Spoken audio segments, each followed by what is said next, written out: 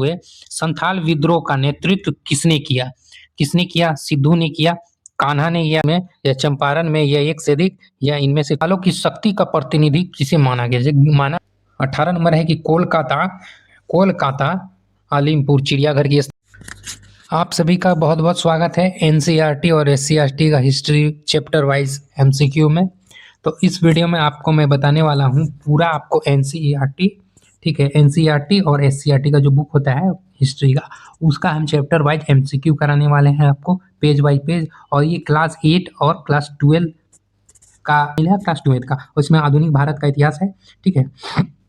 और इस हम जो नोट्स बनाए हैं उसका आपको देखिए विशेषता क्या है, एक बार बताते हैं कि संपूर्ण पुस्तक इसमें एमसीक्यू मिल जाएगा और चैप्टर वाइज कंप्लीट एमसीक्यू और सभी परीक्षाओं के लिए उपयोगी और त्रुटि रहित, और आपको किताब पढ़ने की जरूरत नहीं होगी। ये तीनों किताबें देखिए, एससीईआरटी है क्लास 8 का, और ये क्लास 8 का एनसीईआरटी है, और क्लास 12 का एनसीईआरटी, ये तीनों का ये बहुत जरूरी है। और देखिए अगर आप बीपीएससी एडीओ का तैयारी कर रहे हैं, ठीक है, या टीआरई 4 या 5 का, या बीएसएससी सीजीएल और सीजीएल 4, या कार्यालय परिचारी, या बिहार दरोगा और 72वीं बीपीएससी, तो आपके लिए ये वीडियो बहुत इंपॉर्टेंट होगा, ठीक है। और ये अन्य परीक्षाओं के प्रतियोगी परीक्षाओं के लिए उपयोगी है, कोई भी परीक्षा जैसे सीटेट हो गया, कुछ भी हो गया, ठीक है, उसके लिए भी जरूरी है। और अभी तक आप चैनल सब्सक्राइब नहीं किए हैं तो इस तरह का पूरा वीडियो देखने के लिए जो आपको चैप्टर 12 तक का वीडियो आएगा, ये अभी तीसरा चैप्टर का है, ठीक है। और टेलीग्राम चैनल भी ज्वाइन कर लीजिएगा, ठीक है, पीडीएफ लेने के लिए। विशेष सूची की बात करें तो देखिए यहाँ पे विशेष सूची एनसीईआरटी और एससीईआरटी दोनों लिखा हुआ है, ठीक है। क्यों लिखा हुआ है कि यही दोनों चैप्टर का यही दोनों बुक का हम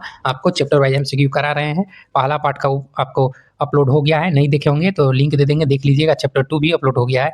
आज हम लोग पढ़ने जा रहे हैं चैप्टर 3 ग्रामीण क्षेत्रों पर शासन चलाना, एनसीईआरटी में इस नाम से है, ठीक है, और ग्रामीण जीवन और समाज एससीईआरटी में इस नाम से है, और उसका क्लास 12 का भी इसमें सम्मिलित होगा। चलिए हम लोग, तो यहाँ पे लिखा हुआ है कि एनसीईआरटी और एससीईआरटी एमसीक्यू, ठीक है ना। और यहाँ पे है ग्रामीण क्षेत्रों पर शासन चलाना, ये एनसीईआरटी में है, और एससीईआरटी क्लास 3 में किस अध्याय का नाम है? ग्रामीण जीवन और समाज और उपनिवेशवाद और देहात, ये आपको 12th का एनसीईआरटी नया वाला उसमें इस नाम से है, तो वो भी टॉपिक हम सम्मिलित कर लिए हैं।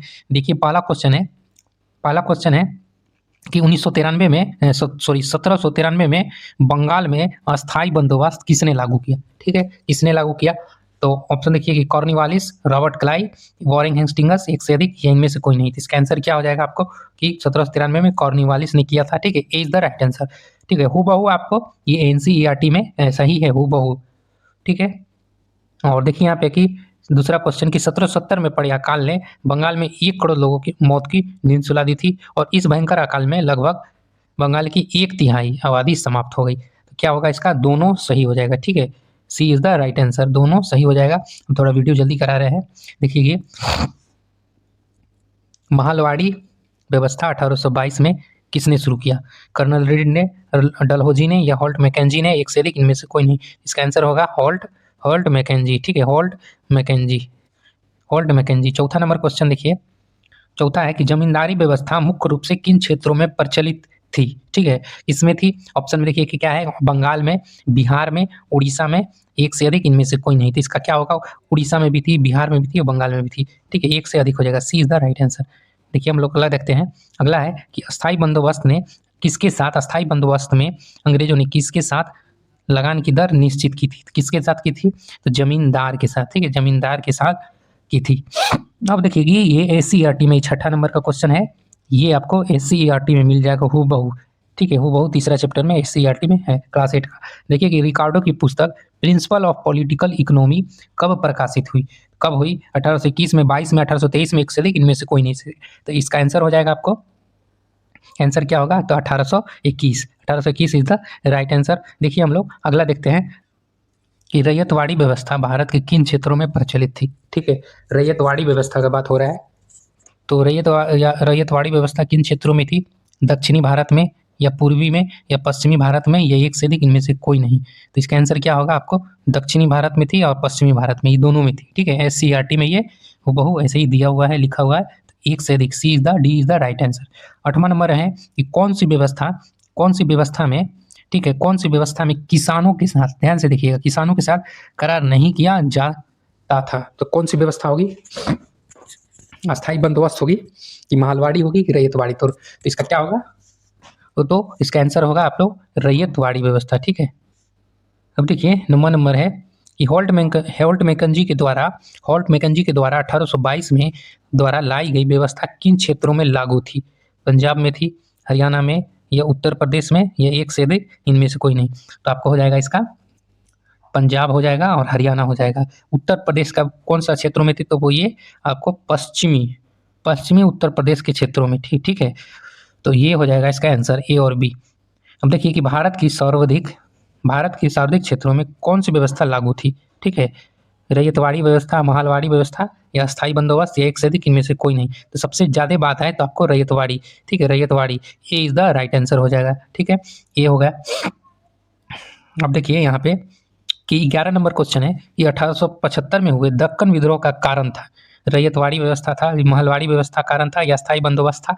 तो उपरोक्त में से एक से अधिक इनमें से कोई नहीं। तो इसका आंसर होगा आपको, तो इसका आंसर हो जाएगा आपको रैयतवाड़ी व्यवस्था। ये इसी रैयतवाड़ी व्यवस्था थी और इसमें आपको जमींदारों को निशाना बनाया गया था दक्कन विद्रोह में। ठीक है, जमींदारों को निशाना बनाया गया था और ये SCERT में नहीं है, सॉरी SCERT में ये प्रश्न है। ठीक है, और ये 12th का जो NCERT है ना नया वाला, उसमें भी है ये प्रश्न। ठीक है, अब देखिए कि नील दर्पण किसने लिखा? दीनबंधु मित्र, महाल मित्र, विष्णु भट्ट, एक से अधिक इनमें से कोई नहीं। तो इसका आंसर हो जाएगा आपको दीनबंधु मित्र के द्वारा लिखा गया था ये नाटक, और इसका अनुवाद आपको माइकल मधुसूदन ने किया था। ठीक है, माइकल मधुसूदन ने किया था इंग्लिश में, अंग्रेजी में अनुवाद इसका। ठीक है, ये भी आपको SCERT बिहार बोर्ड का मिल जाएगा उसमें। 13 नंबर में देखिए कि औपनिवेशिक काल में जमींदारों का राजस्व इकट्ठा करने वाले अधिकारी को किस नाम से जाना जाता था? ठीक है, किस नाम से जाना जाता था? अमला के नाम से, महाल के नाम से, दीको के नाम से, एक से अधिक या इनमें से कोई नहीं। तो इसका आंसर हो जाएगा आपको अमला के नाम से। ठीक है, ये इज द राइट आंसर। ठीक है, ये क्लास 12 का NCERT में है। देखिए 14 नंबर अगला देखते हैं कि संथाल विद्रोह 1857 के विद्रोह के दौरान वर्धमान का राजा मेहताब चंद था। दूसरा स्टेटमेंट है कि मेहताब चंद ने विद्रोह के दौरान अंग्रेजों का साथ नहीं दिया। तो ठीक है, ये बिल्कुल अब स्टेटमेंट देखिए, ये आपको गलत हो जाएगा, साथ दिया था और यहाँ का राजा मेहताब चंद था, ये सही है लेकिन बी गलत है। तो ए सही है, बी गलत है, B is the right answer होगा। ठीक है, ये आपको क्लास 12 का NCERT में दिया हुआ है। पांचवी रिपोर्ट 15 नंबर क्वेश्चन है कि पांचवी रिपोर्ट 1813 में ब्रिटिश संसद में पेश की गई, और है कि दूसरा में कि पांचवी रिपोर्ट भारत में ईस्ट इंडिया कंपनी के प्रशासन तथा क्रियाकलापों के विषय में तैयार की गई थी। ठीक है, तो इसका क्या आंसर होगा? अब पढ़ लिया हम लोग, तो देखिए दोनों गलत हो जाएगा, ये ए सही है या बी गलत है, या दोनों सही है या एक से अधिक या इनमें से कोई नहीं। तो इसका क्या होगा आंसर? तो 1813 में तो पेश की गई थी तो सही हो जाएगा। ठीक है, और यहाँ पे है कि पांचवी रिपोर्ट भारत में ईस्ट इंडिया कंपनी के प्रशासन क्रियाकलाप के बारे में था, तो ये दोनों आपको सही हो जाएगा। ठीक है, सी इज द राइट आंसर, दोनों क्या हो जाएगा? सही हो जाएगा। 16 नंबर है कि 1781 में भागलपुर के कलेक्टर का क्या नाम था जो आए थे? अगस्टस था, मुनरो था, हॉजेस था या एक से अधिक या इनमें से कोई नहीं। तो इसका क्या हो जाएगा आंसर आपको? ठीक है, तो Augustus is the right answer, A हो जाएगा। अब ये क्लास 12 का NCERT में दिया हुआ है हूबहू। अगला है कि बुकनन किस गवर्नर जनरल का क्या था? तो शल्य चिकित्सक। ठीक है, किस गवर्नर जनरल का था? लॉर्ड वेलेजली का था या रॉबर्ट क्लाइव का था या वॉरेन हेस्टिंग्स का, या एक से अधिक या इनमें से कोई नहीं। तो इसका आंसर हो जाएगा आपको लॉर्ड वेलेजली के शल्य चिकित्सक थे, और ये आपको NCERT नया वाला आपको दिया हुआ है। ठीक है, 18 नंबर है कि कोलकाता आलिमपुर चिड़ियाघर की स्थापना औपनिवेशिक काल में किसने की? किसके द्वारा? ये NCERT में ही है क्लास 12 का, और ये यहाँ पे बुकनान के द्वारा या अगस्टस के द्वारा या जेम्स मिल के द्वारा या एक से अधिक या इनमें से कोई नहीं। तो इसका आंसर हो जाएगा आपको बुकनन। ठीक है, बुकनन के ही द्वारा किया गया था। अब देखिए हम लोग कुदालों की शक्ति का प्रतिनिधि जिसे माना जाएगा, तो कुदालों को, हल को, तीर को या एक से अधिक या इनमें से कोई नहीं। ठीक है, तो इसका आंसर क्या होगा?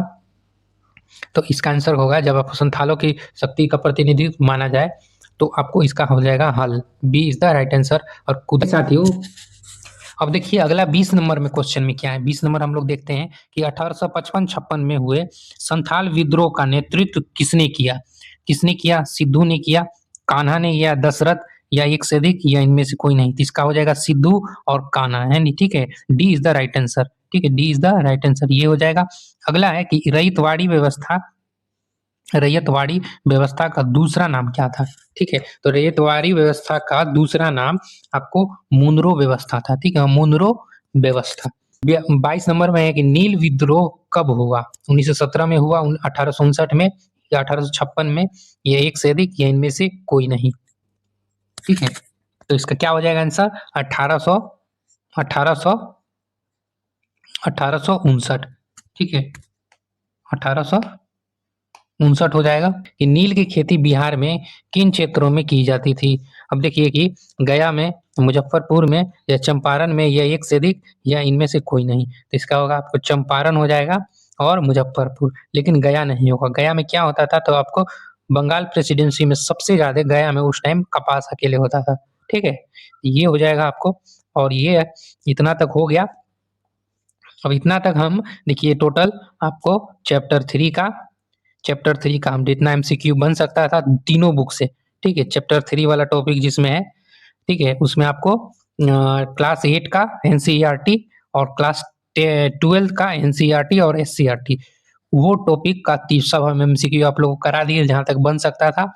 और रहा बात आपको अगर नोट्स लेना होगा तो टेलीग्राम चैनल पे आप लोग जुड़ जाइएगा, ठीक है, टेलीग्राम चैनल पे जुड़ जाइएगा। नोट 4 का तीनों बुक का, ठीक है, तीनों बुक का चैप्टर 4 का आएगा। और इतना देर तक आप चैनल सब्सक्राइब नहीं किए हैं तो चैनल को सब्सक्राइब कर लीजिएगा, ठीक है। दोस्तों के पास जरूर शेयर कीजिएगा, वीडियो को लाइक करके कमेंट में अपना राय जरूर बताइएगा, ठीक है। जय हिंद दोस्तों।